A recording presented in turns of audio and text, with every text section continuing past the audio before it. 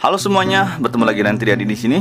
Dan di video kali ini saya mau bahas Samsung Galaxy A11 yang dimana udah saya pakai sekitar 2 mingguan ke belakang ini ya. Nah, di sini saya mau sharing ke kalian semua 5 kelebihan dan 5 kekurangan yang ada di Samsung A11 ini guys. Ya, dengan harga 2 jutaan, apa aja sih kelebihan dan apa aja kekurangan yang ada di Samsung A11 sehingga HP ini rekomendasi untuk kalian beli guys. Oke, kelebihan yang pertama menurut saya yaitu dari tipe kameranya. Jadi Samsung A11 ini sudah menggunakan tipe kamera yang ada tompel di pojok kiri atas atau disebut dengan punch hole. Ya, berbeda dengan kebanyakan lain, Samsung A11 ini ya meskipun harganya di bawah 2 juta, tapi Samsung memberikan tipe tompel atau punch hole di HP-nya ini guys. Karena rata-rata kebanyakan HP Samsung di bawah 2 juta itu ya biasanya sih tipe water drop display atau Infinity U atau Infinity V ya. Tapi lain halnya dengan si Samsung A11 ini guys. Jadi Samsung A11 ini sudah menggunakan punch hole. Jadi untuk kalian semua sudah kekinian banget atau sudah update banget jika kalian ajak nongkrong si HP ini bersama teman-teman kalian guys. Nah, jadi untuk urusan kamera depannya saya suka banget dengan tipe punch hole-nya ini guys.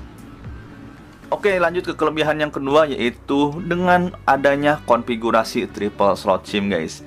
Jadi kalian tidak usah bingung untuk memilih mana yang akan dijadikan slot SIM dan mana yang akan dijadikan slot micro SD. Jadi di Samsung A11 ini sudah menggunakan triple slot SIM ya. Kalian bisa langsung menggunakan 2 slot SIM sekaligus plus memori tambahan micro SD guys. Kelebihan ketiga yang saya sukai dari si Samsung A11 ini yaitu sudah menggunakan USB Type-C, yang dimana jarang-jarang Samsung dengan low entry level HP mereka itu menggunakan slot USB Type-C di HP-nya. Nah, berbeda dengan si Samsung A11 ini, jadi Samsung A11 ini sudah menggunakan slot USB Type-C ya guys.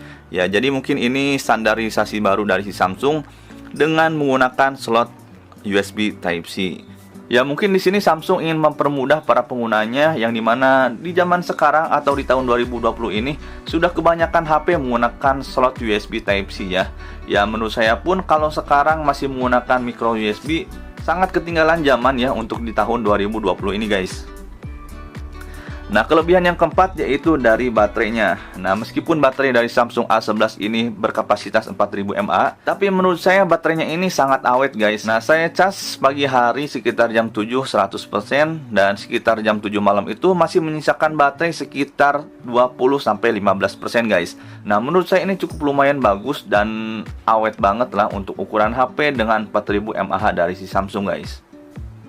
Oke, kelebihan yang terakhir dari saya yaitu dari gambar yang dihasilkan oleh si Samsung A11s ini guys.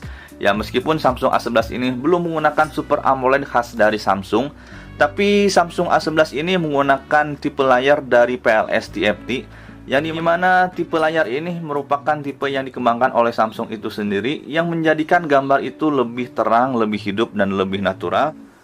Dan menurut saya hasilnya juga cukup lumayan oke, nggak ada bedanya dengan Super AMOLED ya. Tapi kalau misal dibandingkan secara teliti ya mungkin ada perbedaannya ya. Tapi kalau saya pribadi sih menurut saya dengan layar TFT PLS ini cukup lumayan oke guys untuk dipakai harian. Ya, buat nonton YouTube, buat streaming film atau untuk bermain game, menurut saya ini cukup lumayan bisa diandalkan guys. Nah, itu dia 5 kelebihan yang ada di si Samsung A11 menurut versi saya guys. Nah, sekarang kita bahas apa aja sih 5 kekurangan yang saya rasakan ketika saya memakai si Samsung A11 ini guys. Kita langsung aja bahas kekurangan yang pertama dari si Samsung A11 ini, yaitu di dalam paket penjualannya Samsung tidak menyertakan case dan juga anti gores bawaannya guys. Hal ini perlu kalian pertimbangkan karena kalian harus membeli atau harus mengeluarkan uang lagi untuk membeli case dan juga anti gores tambahannya guys.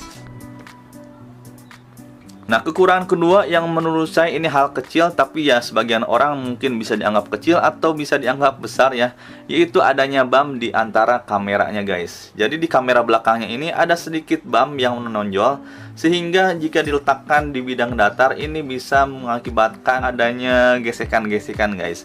Hal ini membuat saya risih sih kalau saya letakkan HP ini di bidang datar atau di lantai.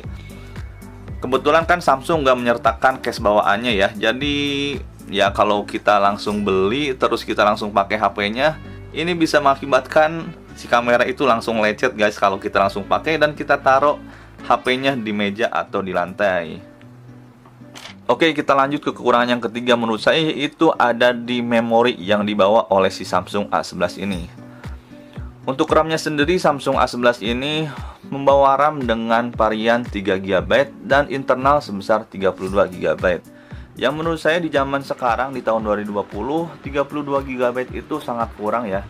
Ya meskipun masih bisa ditambahkan dengan slot microSD tambahan, tapi alangkah baiknya kalau Samsung menyertakan pilihan varian dengan internal 64GB guys.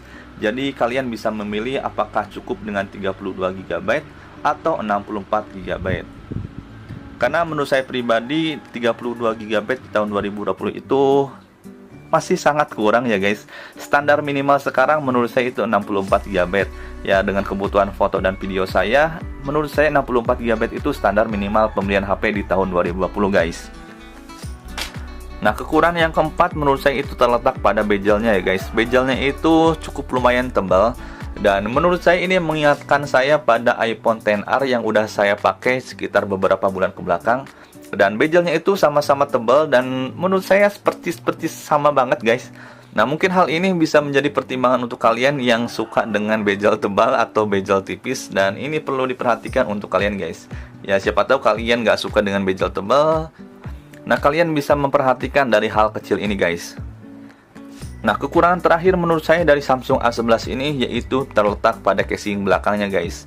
Jadi casing belakang dari si Samsung A11 ini terbuat dari plastik yang glossy, sehingga memudahkan banget sidik jari kita itu nempel di casing belakangnya guys. Nah ini menjadi pertimbangan kalian apakah suka yang ngedop ataupun suka yang glossy seperti Samsung A11 ini guys.